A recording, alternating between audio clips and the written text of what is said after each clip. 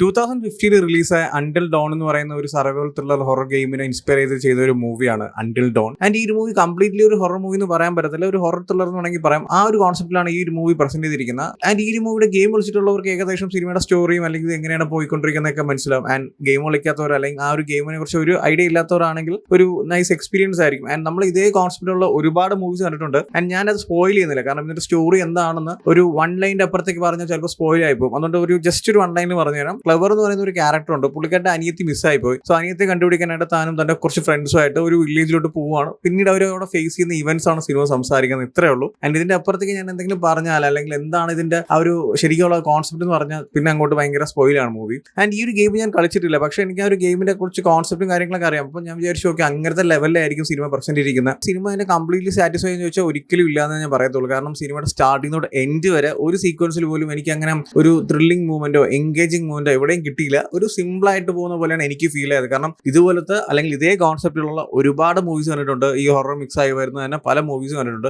അതേ പാറ്റേൺ ശരിയാണ്, ഇതിന് വേറൊരു പാറ്റേൺ യൂസ് ചെയ്യാനൊന്നുമില്ല. സ്ഥിരം ടെംപ്ലേറ്റിനകത്ത് വർക്ക് ചെയ്യാന്നേ ഉള്ളൂ. പക്ഷെ ആ ഒരു സ്ഥിരം ടെംപ്ലേറ്റിൽ വർക്ക് ചെയ്യുമ്പോൾ പോലും ആ ഒരു എൻഗേജിംഗ് മൂവ്മെന്റോ അല്ലെങ്കിൽ ത്രില്ലിംഗ് മൂവ്മെന്റോ അല്ലെങ്കിൽ നമ്മളെ സീറ്റിൽ പിടിച്ചിരുത്തുന്ന ഒരു എലമെന്റോ സിനിമയിൽ എവിടെയും ഇല്ലെങ്കിൽ നമുക്ക് ഈച്ച് ആൻഡ് എവറി സീക്വൻസ് അല്ലെങ്കിൽ each and every scene predict ചെയ്യാൻ പറ്റും. ആൻഡ് ഈ മൂടെ എനിക്കൊരു നെഗറ്റീവായിട്ട് തോന്നിയത് വേറെ ഒന്നുമല്ല, ഒരു ഫസ്റ്റ് സീക്വൻസിൽ ഒരു ഡയലോഗും കുറച്ച് കാര്യങ്ങളുണ്ട്. അത് മാറ്റി നിർത്തിയിരുന്നെങ്കിൽ ചിലപ്പോൾ ഈ ഒരു മൂവിയുടെ ആ ഒരു കോൺസെപ്റ്റ് കുറച്ച് എൻഗേജിംഗ് ആയിട്ട് തോന്നിയത്. കാരണം ആ ഒരു മൂവിയുടെ എൻ്റയർ സ്റ്റോറി അല്ലെങ്കിൽ എൻ്റയർ കോൺസെപ്റ്റ് ആ ഒരു ഒറ്റ സീക്വൻസിൽ റിവീൽ ചെയ്യുന്നുണ്ട്. ആ ഒരു റിവീലിംഗ് പോയിട്ട് ഇല്ലായിരുന്നെങ്കിൽ അല്ലെങ്കിൽ ആ ഒരു സീനെ അവിടെ ഇല്ലായിരുന്നെങ്കിൽ കുറച്ചും കൂടി എൻഗേജിംഗ് ആയിട്ട് പല സീക്വൻസും പോയെന്നാണ് എനിക്ക് തോന്നിയത്. നമുക്ക് ഏകദേശം കാര്യം മനസ്സിലാവും ഓക്കെ ഇത് എങ്ങനെയാണ് സിനിമ മുന്നോട്ട് പോകുന്നതെന്ന്. ആൻഡ് അതില്ലായിരുന്നെങ്കിൽ പല ഏരിയാസും കുറച്ചുകൂടി ത്രില്ലിംഗ് ആയിരുന്നേനെ. എന്നും പറഞ്ഞ് മൂവി കംപ്ലീറ്റ്ലി ഒരു ബോറെന്നല്ല ഞാൻ പറയുന്നത്, ഒരു രസമായിട്ട് തന്നെ പോകുന്നുണ്ട്. അതിന്റെ ഒരു സർവൈവൽ ത്രില്ലേഴ്സും ആ ഒരു കോൺസെപ്റ്റും അവിടുത്തെ ക്യാരക്ടേഴ്സ് ഫേസ് ചെയ്യുന്ന സിറ്റുവേഷൻസ് ഒക്കെ നല്ല അടിപൊളിയായിട്ട് കാണിച്ചിട്ടുണ്ട്. പക്ഷെ എന്നാലും നമ്മൾ സ്ഥിരമായിട്ട് കാണുന്ന ടെംപ്ലേറ്റ് ആണ് പല ഏരിയാസും. ഫോർ എക്സാമ്പിൾ പറയുകയാണെങ്കിൽ തന്നെ ജംസ് കേസ്, ഇതിൽ കാണിച്ചിട്ടുള്ള പല ജംസ് കേസ് ഞാനിങ്ങനെ ഒരു ഫീൽ ഇല്ലാതെയാണ് ഇരുന്ന് കണ്ടത്. കാരണം നമുക്ക് പ്രിഡിക്റ്റ് ചെയ്യാൻ പറ്റും, അല്ലെങ്കിൽ ആ ഒരു ഷോട്ട് കാണുമ്പോൾ മനസ്സിലാവും അടുത്ത് എവിടെ നിന്നാണ് ആൾ വരുന്നതെന്ന് നമുക്ക് അങ്ങനെ മനസ്സിലാക്കാൻ പറ്റുന്നുണ്ട്. ഞാൻ കൊള്ളാവുന്ന ഒരു 2-3 ജംസ് കേസ് ഇവർ ഓൾറെഡി ഈ ഒരു മൂവിയുടെ ട്രെയിലർ യൂസ് ചെയ്തിട്ടുണ്ട്. അതുകൊണ്ട് അതും വലിയ സുഖമായിട്ട് തോന്നിയില്ല. അത് മാത്രമല്ല എൻഗേജ് ചെയ്ത് ഒരു സീക്വൻസ് പോലും എനിക്ക് ഈ ഒരു മൂവിയിൽ എവിടെയും ഫീൽ ചെയ്തില്ല.